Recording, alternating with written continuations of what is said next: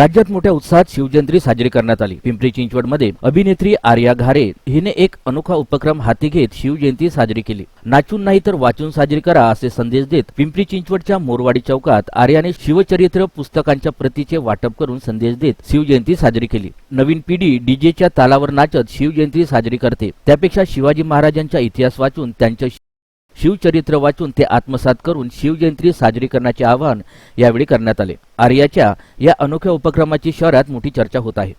शिवजयंती डीजेच्या मोठ्या आवाजात नाचून नाही तर शिवविचार वाचून साजरी करायची आहे। आपण थोर पुरुषांच्या जयंतीला त्यांच्या जयंतीला डीजे समोर नाचतो आणि आपल्याला असं वाटतं की आपण त्यांच्या ऋणातनं मुक्त होऊ, पण हे असं नाही आहे।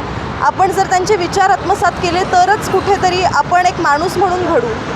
आणि याच्याच याने मी शिवचरित्र काय आहे हे आत्तापर्यंत लोकांना फारसं माहीत नाही आहे। म्हणजे जेव्हा एखादा सिनेमा येतो तेव्हा आपण फक्त सिनेमा बघतो आणि आपल्याला असं वाटतं की हा आता आम्हाला शिवचरित्र कळालं, पण का बघावा लागतो आहे सिनेमा? म्हणजे आपण स्वतःहून का पुस्तकं वाचू शकत नाही किंवा का हा उपक्रम करावा लागतो आहे? हे खरंच दुर्दैव आहे महाराष्ट्रावर। ज्या स्वराज्यासाठी छत्रपती शिवाजी महाराजांनी आतोनात कष्ट केले, त्यांनी स्वतःचं बलिदान दिलं। अनेक सरदार, अनेक सैनिकांनी, अनेक मावळ्यांनी बलिदान दिलं आणि आज त्याच महाराष्ट्रामध्ये, त्याच स्वराज्यामध्ये इतकी वाईट परिस्थिती आहे। आपण ज्या गोष्टी ऐकतोय, मुलींवरचे अत्याचार असतील, अंमली सेवन करून तरुण पिढींचा ॲक्सिडेंट असेल, ह्या सगळ्या गोष्टी का होतात आहे? आपण जर शिवचरित्र किंवा थोर पुरुषांचे विचार वाचले, ऐकले, आत्मसात केले तर ह्या गोष्टी होणार नाहीत। आणि मला असं वाटतं की सगळ्याच थोर पुरुषांना आपण एका रिजनल व्यक्ती म्हणून मानलं आहे, कुठल्या ना कुठल्या तरी कास्टसोबत त्यांना जोडलं आहे, पण असं नाही आहे। आपण जर महाराजांचंच बघितलं तर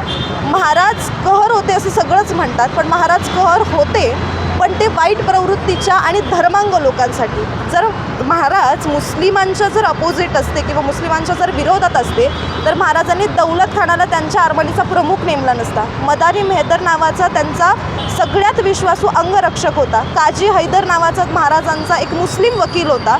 सिद्दी इलाल आणि शामा खान सारख्या सरदारांनी कित्येक लढाया महाराजांचे जगल्यात। आज सुट्टी आहे सर, अनेक जण कपल्स महाराजांच्याच किल्ल्यावर फिरायला जातात। ज्या तटबंदींनी स्वराज्याचं रक्षण केलं, स्वराज्यातल्या स्त्रियांचं रक्षण केलं, आज त्याच तटबंदींवरती बंटी लव्स बबली असा हार्ट शेपमध्ये कोरलं आहे। काय वाटत असेल महाराजांना? आणि आपण अशी साजरी करतो ही शिवजयंती।